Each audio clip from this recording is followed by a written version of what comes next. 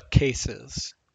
This section describes misconduct data voluntarily reported by each agency and therefore is likely an undercount for some agencies.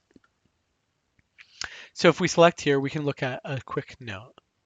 Note that the predicted allegation, disposition, and repercussion categories are a direct result of the language that law enforcement agencies use to describe each of these. While some agencies provide thorough descriptions, many others do not. This may result in skewed prediction for misconduct allegations, dispositions, and repercussion categories. Please also note that as law enforcement agencies fail to report misconduct cases clearly, the misconduct allegations, dispositions, and repercussions include both internal, by the officer's agency, and external, by an outside agency misconduct. An estimated 95%, however, of the data on misconduct cases is reported internally. So, first we can look at the frequency of predicted allegation categories.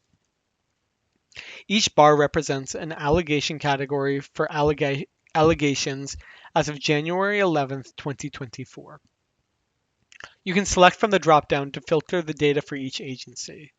Note that a misconduct instance can include multiple allegation categories.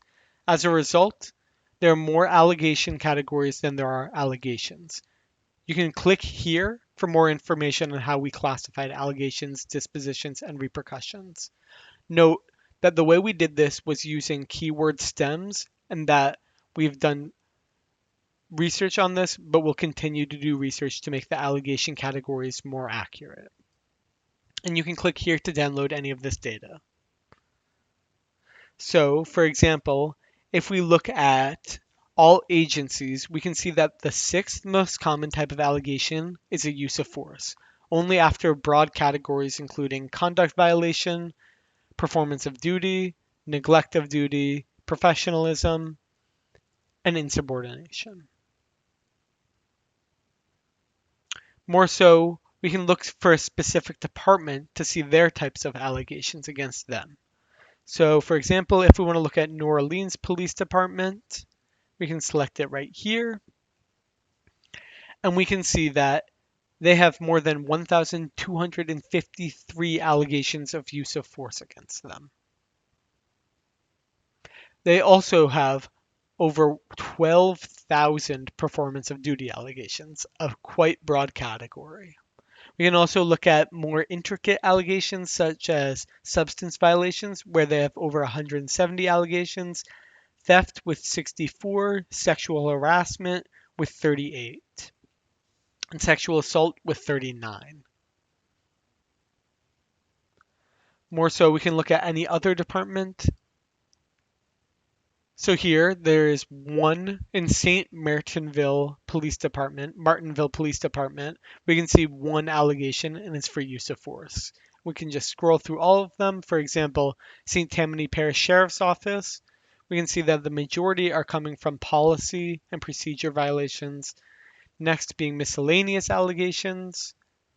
Then neglect of duty, insubordination, and conduct violations.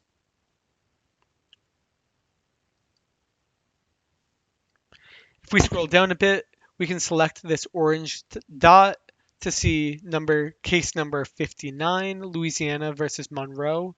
And you can click here to learn more about the work that we're doing to undertake and support victims of use of force. So not only can we look at the allegations that these officers are given, we can also look at the dispositions. So each bar represents a disposition category for dispositions as of January 11th, 2024. You can select from the dropdown to filter the data for each agency. We've removed all unlabeled dispositions. And this data, again, is from the Louisiana Law Enforcement Accountability Database. And please read the note that the majority of dispositions in the category miscellaneous disposition are labeled in the raw data as other. So, notably, we can see that only 22% of recorded allegations are sustained. In other words, 4 out of every 5 allegations resulted in no recorded discipline against the officer. We can see this right here.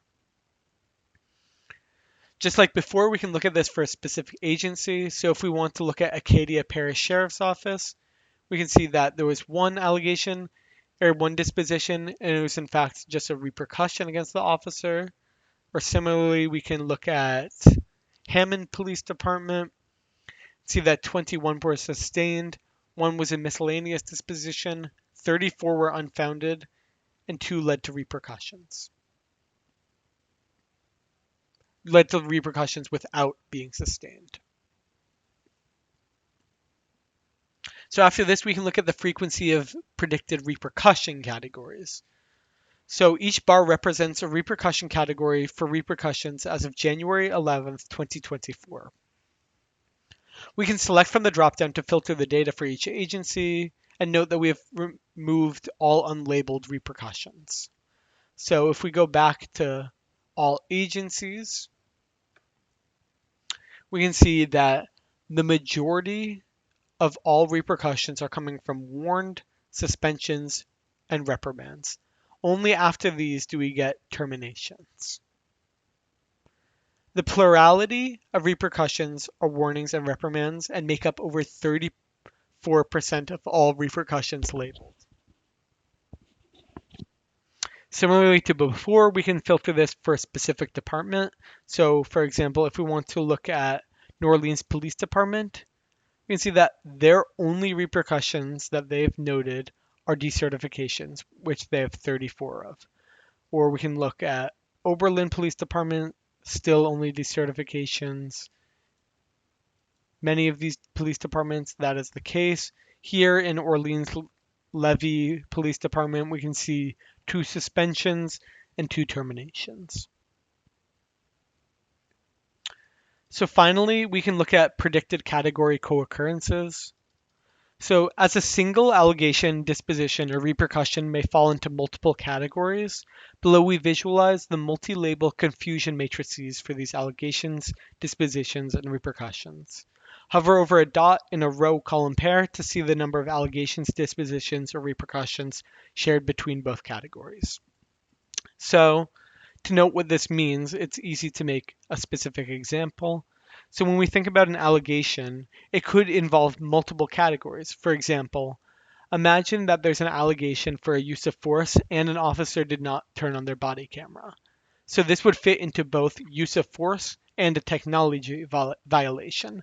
So here we can see, for example, over 4,972 insubordination violations also included performance of duty. Or we can see that 153 investigation violations also involved handling evidence violations. We can see this for every shared allegation category. More so, we can look at dispositions and only see that there are 2 shared categories, which are repercussions and sustained.